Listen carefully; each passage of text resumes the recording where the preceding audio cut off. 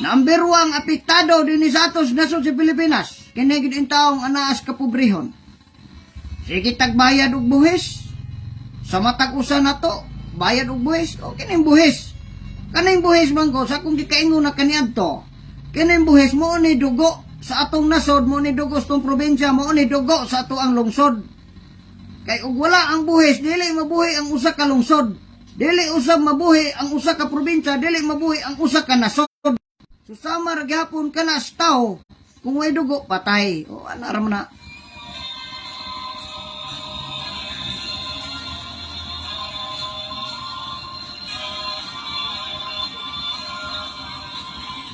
Gikan pas pagkatao nimo. Dito pa ka sabakan sa imong ginikanan. Gidala-dala pa kasi imong ginikanan kaya naa pa kasulod sa bakan. Nagbuhis na. Nagbuhis na ka. Unsa man din mo ato kaga paprinatal. Oh, alaala man di ka mo bayad. Oh. Onya pagkahimugso sa usa ka bata. Gikan sabakan sa iyang ginikanan.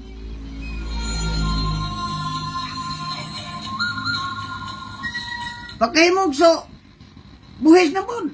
Unsa man ang paglukat nimo sa kini ang pagkatao. Unsa nga na iparehistro nimo dito sa kuan. Rehistrohanan sa bag-ong natawo nga bata o mobayad man ka sa munisipyo ni ana. Buhis na na bag-o pang natawo. Buhis na na nato nga mo padulong dito sa kaban sa gobyerno nga kaigsunan ko.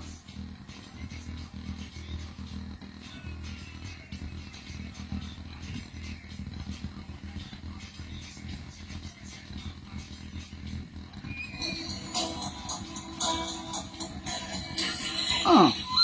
Sa pagkatao pa na ha. Oh, lokat kag birth certificate. Oh, buhis naman na kay income naman na dito pa daw sa ato nga sudlanan. Dito pa daw sa nga kaban mga kaigsunan ko nga mo adto dito sa kaulohan.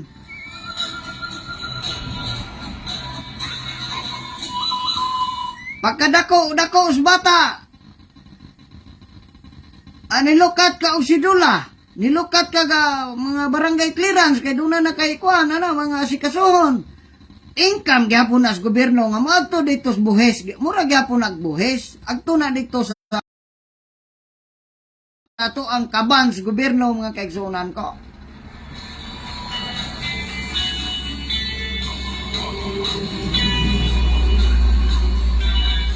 Onya tungod kay lukat kag mga sidula. Oh, income sa gobyerno sa usa ka tawo.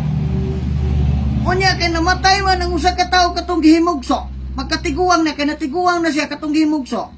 Pagkatiguang na niya mga kaigsunan ko.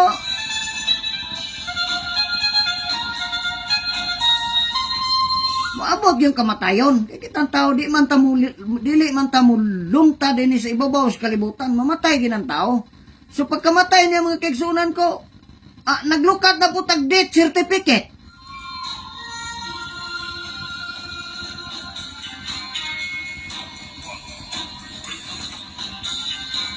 Naglukat na po tag death certificate, dagan mga requisitos nga mo agtos kaban sa gobyerno. Pagkamatay, buhis na sa usa ka tawo. Mao na nga hinumdumi usab sila naglingkod ilabi na nasa taas nga posisyon. Naapami nga mga katawhan nga nagkinahanglan sa among buhis, mga kaigsuonan ko, nga aron makatilaw. Doon na may nakatilaw, pero pipila ra.